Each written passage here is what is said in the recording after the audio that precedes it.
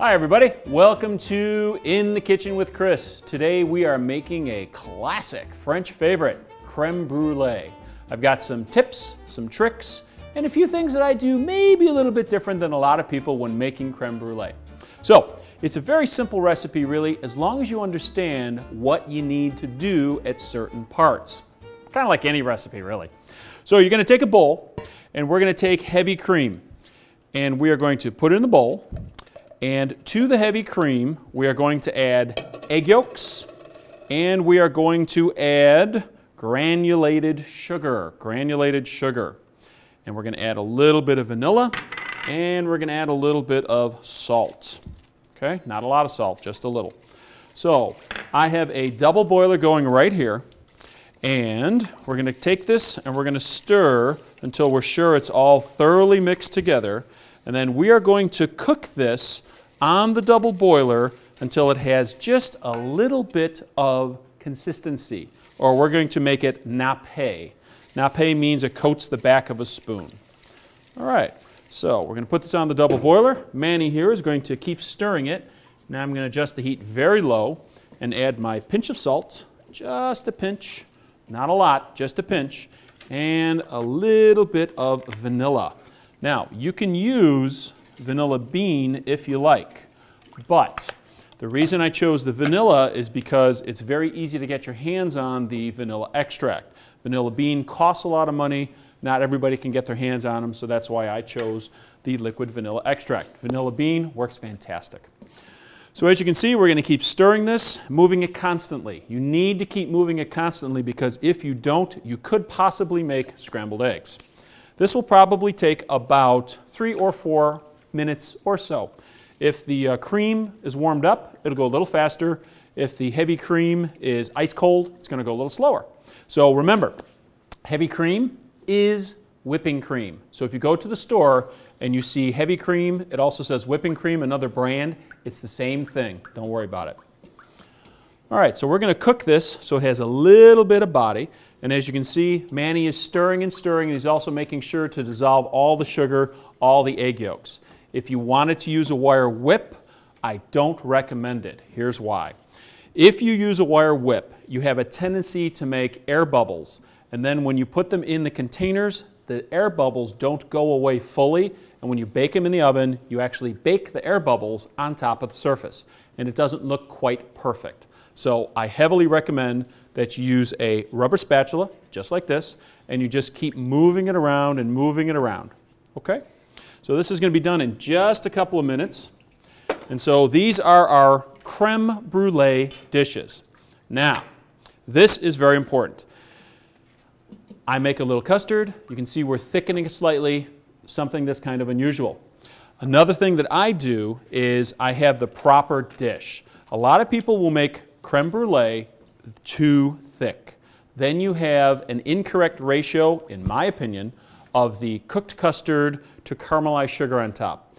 You want a very thin layer of cooked custard to caramelized sugar because then you have a nice ratio between the two. So that's why I recommend you have a nice thin crème brûlée dish like this. This is probably only about 1 inch tall. So we're going to fill it darn near all the way with our crème brûlée batter. We're going to bake them in a low oven. A lot of people will say you need to put water here so it bakes in a water bath. Again, I'm a little different. I bake this in a really low, slow oven, about 300 degrees Fahrenheit, and so it takes a little bit of time, but you don't need the water bath because people have a tendency to be, walking all over the kitchen with the water bath and they spill it. So that's why I'd like to do it this way. It works just fine as long as you don't overcook it. All right, this has got some body on it, so this is ready to go. So we're going to turn the heat off, and we're going to take our ladle. Thank you, Manny. And we're going to take this, and we're going to slowly add it into each one, making sure not to spill. So remember, we want to fill this all the way to the top. And this is going to make approximately 4, but it looks like everybody, I think we could probably get 5, but we'll just make 4 for all of you today. Well, maybe I'm wrong. Maybe we'll make 4. All right. So as you can see, we're filling these up all the way to the top. See, I thought I was going to make 5 and I was wrong. 4 is going to be perfect.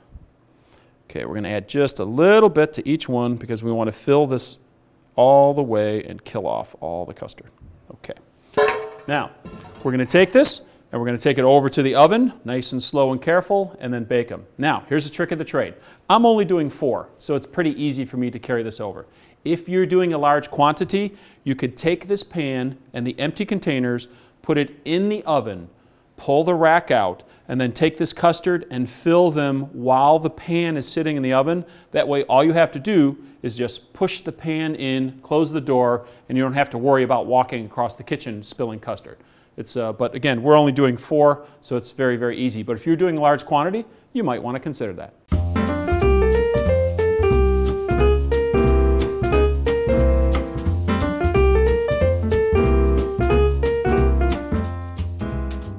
Okay, our creme brulee are baked. The custard was just about set. I pulled them out of the oven.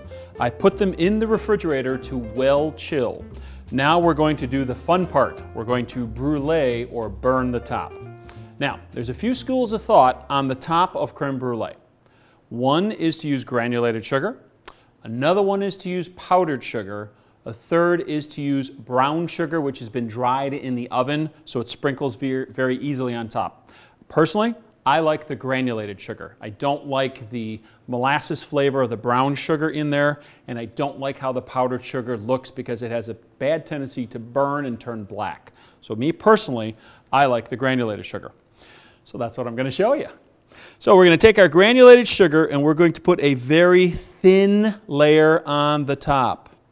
Thin. It has to be thin. If you put a thick layer on, again, you're going to ruin the consistency because you want a certain amount of caramel on the top to a certain amount of custard underneath.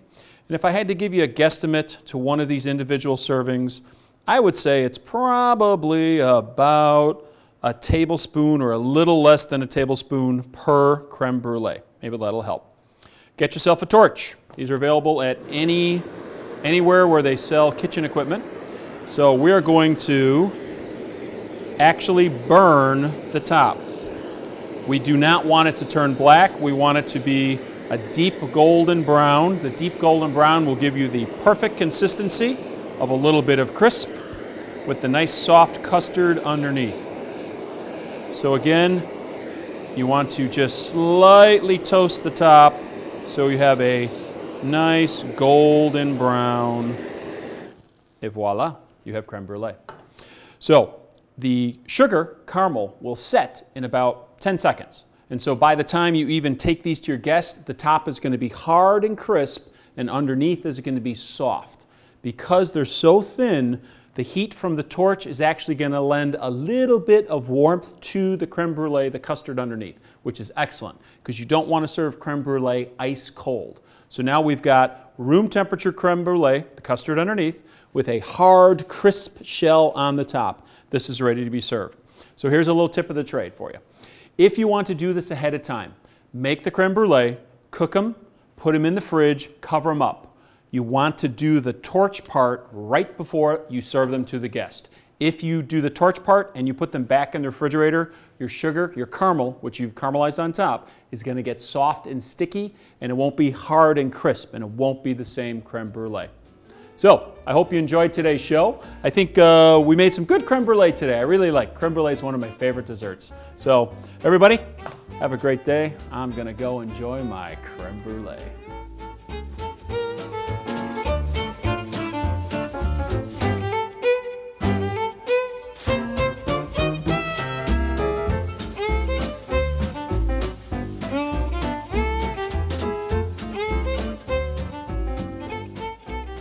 For more information about culinary arts courses, degrees, and certificates, as well as other hospitality administration program offerings, visit their pages on the web at cod.edu.